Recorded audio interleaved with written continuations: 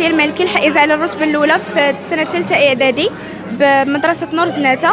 كنبغي نشكر الأطر التربوية والأساتذة ديالي والوالدين ديالي والأصدقاء ديالي، الشكر ديالهم. كنبغي نشكر بابا وماما على المجهودات ديالهم كاملين. كنبغي نشكر صحاباتي زينب ووفاء. حينما يلتقي النور والسحر والجمال والفن والعلم فهي نور زناتة. في كلمة اليوم أن أشكر ثلة الأساتذة والإداريين الذين سهروا هذه السنة على نشء واعي، نشأنا الذي نتمنى ونرجو أن نلقاه في أرقى المناصب. فنحن بحاجة لهذا النشء الصاعد لهؤلاء الشباب وهؤلاء الصبايا الذين نقضي معهم جل أوقاتنا أكثر مما نقضيه في بيوتنا، ولكننا نستمتع بحق بهذه الرفقة الطيبة. هذه لحظة من اللحظات التي تضيء شعلة المستقبل وتزرع التفاؤل في الأفق، وهي لحظة تتويج متفوقين في مؤسسة تعليمية نور زناتة هنا بديار ديال زناتة بعين حرودة. فكنشوف وانا حاضر كنشوف أجواء حميمية وعائلية وأسروية وفيها الدفء وفيها الالتزام وفيها الصحبة الطيبة ما بين الأطر المربية وما بين الأطفال والشباب اللي تعلموا مروا من المراحل التعليمية من البداية حتى المراحل المتقدمة في الصنف الإعدادي.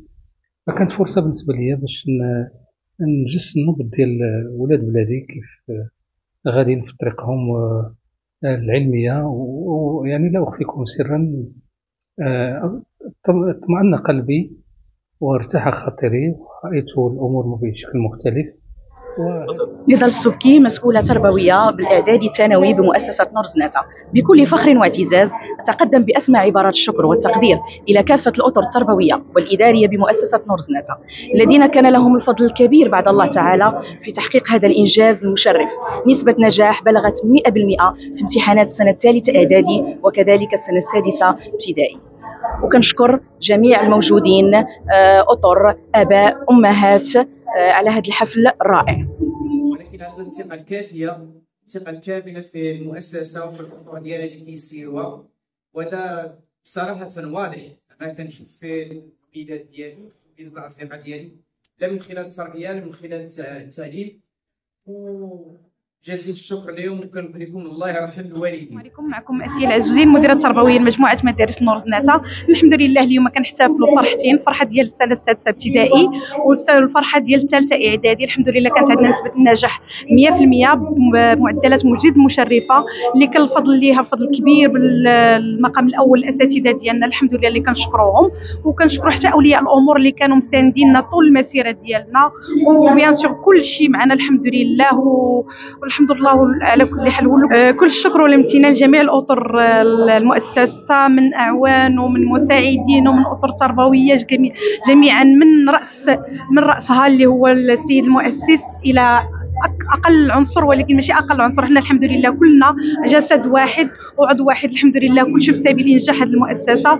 الهدف ديالها بناء وليدات، بناء مجتمع، لأن الوليدات ديالنا هما المستقبل ديالنا، وهن حنا في الحاضر ولكن المستقبل البعيد ديالنا راه بيديهم. وشكرا.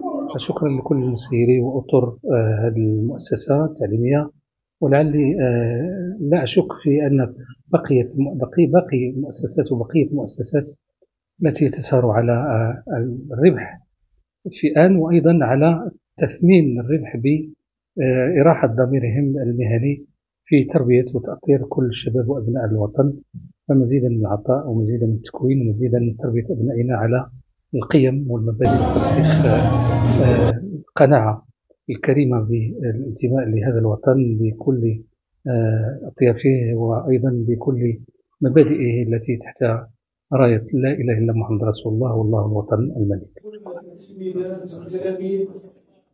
يحصلوا على الجوائز، وهذا حافز ما حصلوش انهم يجتهدوا على طريق الله ويخدموا ديالهم باش انهم حتى هما يكونوا من المتفوقين والمتفوقات يفوزوا حتى هما بإحدى هذه الجوائز. غير هو واحد الملاحظه اللي هي عند الرياض ولا الولاد. كاين اللي ما بيناتش. انا اللي عجبتني بعدا الفرص ديالها هي مفوجه وزوينه، فتحيه كبيره للسي حميد على هذه المدرسه الجميله وعلى اكثر من رائع. شكرا على المشاهدة، لا تنسى الاشتراك بالقناة وتفعيل زر الجرس لكي تتوصل دائما بجديدنا.